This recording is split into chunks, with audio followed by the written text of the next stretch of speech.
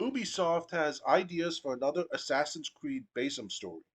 There are still no plans for DLC. Ubisoft developers have confirmed they have more ideas revolving around Assassin's Creed Mirage protagonist Basim, but reiterate that the game is a standalone experience. In a Reddit AMA, several Ubisoft developers answered questions about Assassin's Creed Mirage and the future of the franchise. We're thrilled by the reception of Mirage. Mirage has been designed as a standalone experience without any DLC planned, explained creative director Stephen Boudon. However, we have ideas on how we could extend the story of Basim, surely, but as of today, no post launch content is planned for Mirage. It's unclear what kind of way Basim could appear again. While Boudin said that there are no plans for Mirage DLC, that doesn't rule out something like a direct sequel or a cameo in future Assassin's Creed games. Ubisoft had a past promotion with Twitch where players could earn in-game rewards through Twitch drops by watching support streams.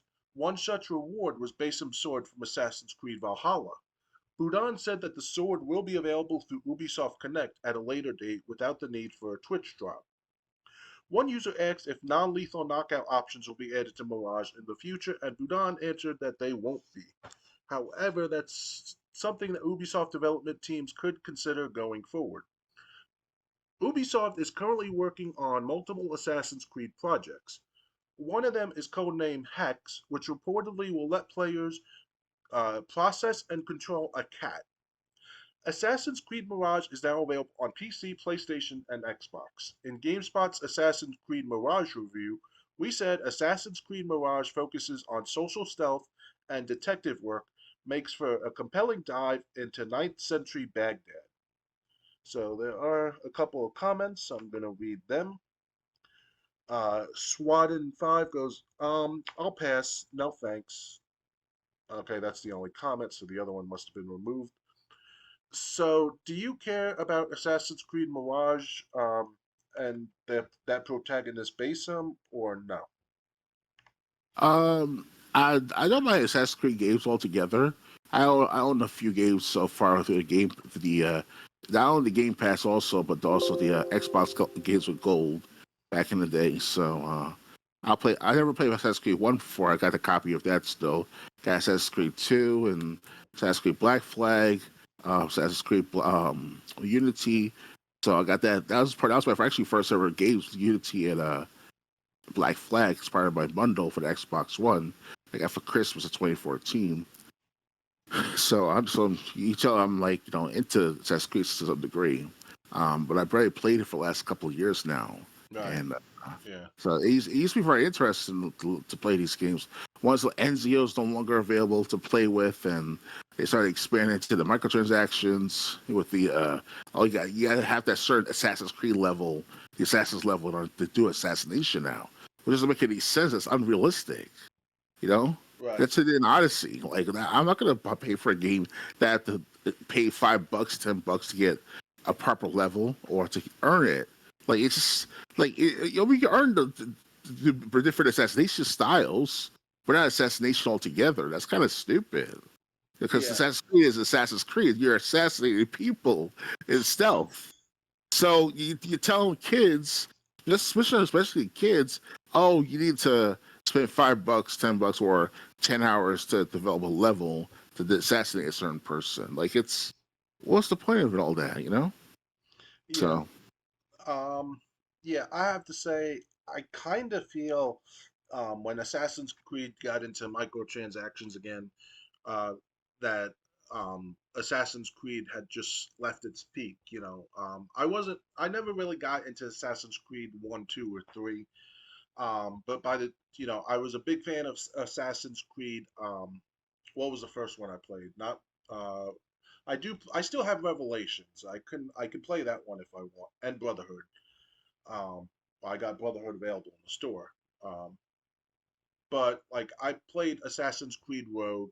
I played Assassin's Creed Syndicate to the end, and Black Flag for a long time. And like I said, the Rogue and Syndicate I finished. Revelations I'll finish someday.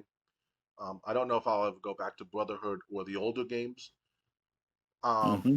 but like I feel like after Syndicate, that's when Assassin's Creed peaked. That's and when you peak, you just have one direction down. Yeah. So yeah, I'm not really uh I really don't care about like I really thought Valhalla, and I think there was another one that came out like after that. Um, I think I played it on Game Pass, and it's just like, what is this? What did they do? Um, Must be Mirage because it's felt how it came out back in like 3 or 4 years ago. okay, I was yeah. Well, I haven't had Game Pass for like a year, so um, but I do remember playing something. I do remember it might have been Valhalla actually. Now that I think about it, um, yeah, it's kind of like after Syndicate, they just went downhill in quality, um, which is a shame because I really like the Assassin's Creed games. But I'd much rather play the older ones instead of the newer ones.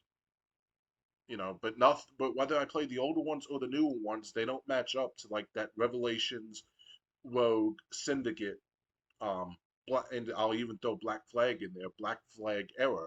It's Yeah, um, Black Flag has been the best Assassin's Creed so far, I in my wouldn't go that opinion. far. I think Assassin's Creed Syndicate was the best, but Really? Okay. yeah, yeah, like I said, Black Flag was fine.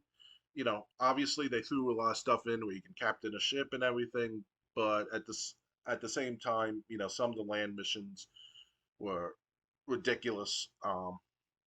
So like Rogue and Syndicate were my favorites, Okay. and I'll throw Revelations in there because I've been basically saving that to do on Twitch, which is the only reason I haven't played And if you're pro American, Assassin's Creed 3 all the way. Especially it. in the promo they did with that song, I'm coming home, I'm coming home, I got to go, I got to go. You know, that's an actual rap song that put in the Assassin's Creed promo. And I loved it. It was very hyped up because if you're a pro American, you believe in the American Constitution, freedom of speech, freedom of expression. The American Revolution was one of the bloodiest wars in America's history. And, it was worth it too, with Benjamin Franklin and John,